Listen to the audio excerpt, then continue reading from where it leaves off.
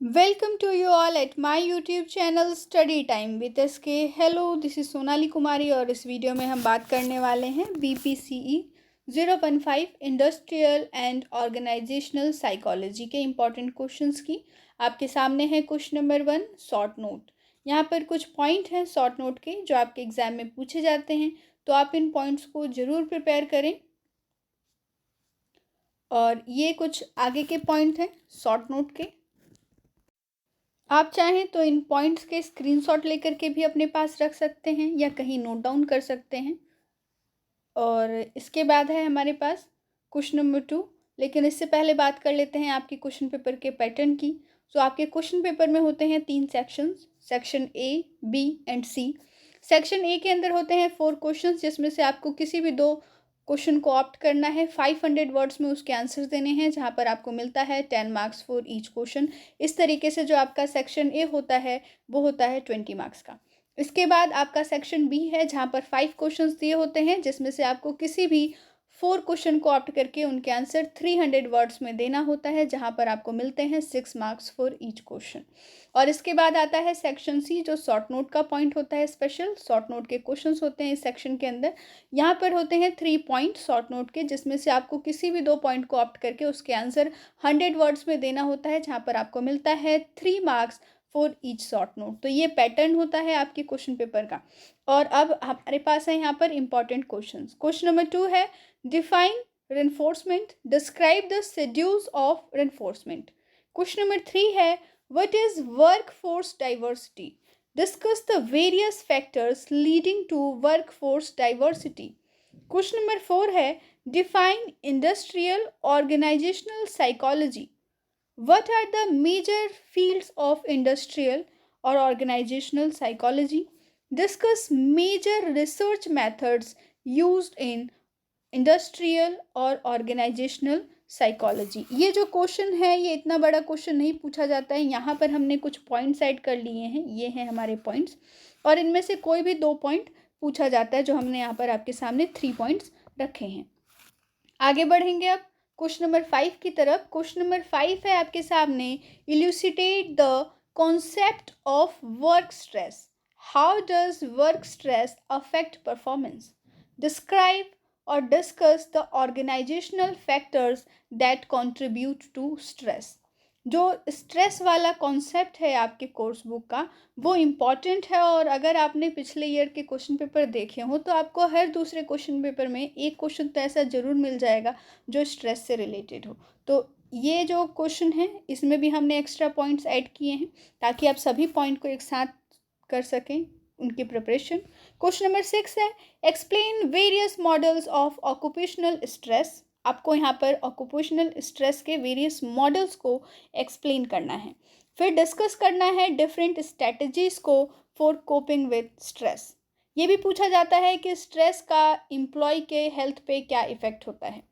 Question number 8 है 7 define the concept of individual difference, discuss the various individual differences in personality, point out its importance in the context of industrial and organizational psychology। Question number 7 में एक point ये भी पूछा जाता है कि discuss different methods of identifying and measuring individual differences in an organisation. Question number 8 है what is job analysis, describe its various techniques. Job analysis क्या होती है और फिर आपको इसके वेरियस टेक्निक्स को डिस्क्राइब करना है। ये जो क्वेश्चन नंबर 8 है ये 10 मार्क्स में भी पूछा जा सकता है और 6 मार्क्स में भी पूछा जा सकता है। क्वेश्चन नंबर 13 तक हम स्पेशली उन क्वेश्चंस को लेकर के आए हैं जो 10 मार्क्स के लिए पूछा जाता है। इसके बाद है हमारे पास question number 9 discuss the various content theories of motivation. Motivation पे जो डिफरेंट कंटेंट थ्योरीज हैं आपको उन थ्योरीज को यहाँ पर डिस्कस करना है। इसके बाद है हमारे सामने question number 10 what is HRM, describe the principles of HRM and discuss the key responsibilities of HRM in view of the changing world of HRM। एक क्वेश्चन HRM से रिलेटेड ये भी पूछा जाता है कि HRM in small business organization, इसकी आपको रिस्पॉन्सिबिलिटी क्या होती है ये बताना होता है कि स्मॉल बिजनेस ऑर्गेनाइजेशन में क्या क्या रिस्पॉन्सिबिलिटीज़ होती हैं HRM की। इसके बाद है आपके सामने question number 11, differentiate between HRM and HRD। What are the concepts और components of human resource development HRD। Question number 13 है, discuss the fundamental steps in establishing assessment procedures for an organisation. Question number 13 है, 10 marks में पूछा जाता है, describe the multidisciplinary approach of industrial organisational psychology. इसके बाद है हमारे पास question number 14, discuss emotional labour and its impact. यहाँ से जो क्वेश्चन शुरू हो रहे हैं ये 10 और 6 मार्क्स में पूछे जाते हैं, लेकिन मैक्सिमम टाइम ये जो क्वेश्चंस हैं वो 6 मार्क्स के लिए पूछे जाते हैं, इसीलिए 14 से लेकर के आगे जो हमारे पास क्वेश्चन आने वाले हैं क्वेश्चन नंबर 27 तक 28 तक, ये सभी क्वेश्चन जो हैं वो मैक्सिमम 6 मार्क्स में पूछे जाने वाले हैं। क्वेश्चन नंबर 15 है, what is shift work. Shift work क्या है, highlight its effect on workers and define graveyard shift. Question number 16 है, discuss the role of performance and safety in shift work. Shift work में performance और safety का क्या role होता है, इसे आपको डिस्कस करना है। क्वेश्चन नंबर 17 है, write a note on the recent trends in the field of industrial and organizational psychology. क्या रीसेंट ट्रेंड्स रहे हैं ऑर्गेनाइजेशनल साइकोलॉजी के फील्ड में या इंडस्ट्रियल साइकोलॉजी के फील्ड में, इस पे आपको एक नोट बनाना है। क्वेश्चन नंबर 18 है, what is burnout.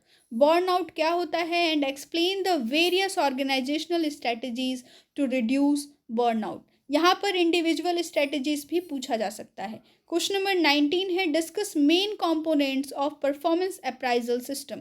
Performance appraisal system के आपको मेन कंपोनेंट्स बताने हैं। अगर यही क्वेश्चन अगर 10 मार्क्स में पूछा जाए तो वहाँ पर पूछा जा सकता है कि give the meaning and objective of performance appraisal system and what are the methods of performance appraisal system. आगे है हमारे पास question number 20, what are factors that में lead to accidents in industry. Industry में एक्सीडेंट होते हैं, उसके कौन कौन से फैक्टर्स हो सकते हैं या वो कौन कौन से फैक्टर हैं जिनकी वजह से एक्सीडेंट हो सकते हैं किसी भी इंडस्ट्री में। क्वेश्चन नंबर 21 है, define training, discuss the techniques available for training in an organisation. Question number 22 है, analyse 3 critical workplace behaviours. Question number 23 है, define job satisfaction, discuss the impact of job satisfaction on work outcomes. इसके बाद है हमारे पास question number 24, define attitude and describe its various components, illustrate the behavioural intention model of Ajzen and Fishbein. इसके बाद है हमारे पास question number 25, explain the different psychological tests that are used to assess cognitive abilities of individual। Question number 26 है, discuss various roles and functions of a manager. एक manager के आपको यहाँ पर रोल और फंक्शन के बारे में डिस्कस करना है। क्वेश्चन नंबर 27 है, discuss various applications of organizational behaviour modification. OB modification के वेरियस एप्लीकेशंस को आपको यहाँ पर डिस्कस करना है। और इसके बाद क्वेश्चन नंबर 28 है, OCB से related, explain organizational citizenship behaviour, OCB। तो OCB को आपको यहाँ पर एक्सप्लेन करना है, उसका कॉन्सेप्ट एक्सप्लेन कर सकते हैं, उसके कंपोनेंट्स एक्सप्लेन कर सकते हैं। यानी जब क्वेश्चन में एक्सप्लेन करने को कहे तो सिर्फ OCB का आप डेफिनेशन मत दीजिएगा, कुछ और भी चीज़ें उसके साथ ज़रूर इंक्लूड कीजिएगा। तो यही था आज का वीडियो। ये वीडियो आपको कैसा लगा हमें कमेंट सेक्शन में ज़रूर बताएं। किसी भी कोर्स के इंपॉर्टेंट क्वेश्चंस के वीडियोज़ के लिए आप हमें कमेंट सेक्शन में लिख सकते हैं उस कोर्स का कोड। तब तक के लिए स्टे ट्यून। जय हिंद, जय भारत।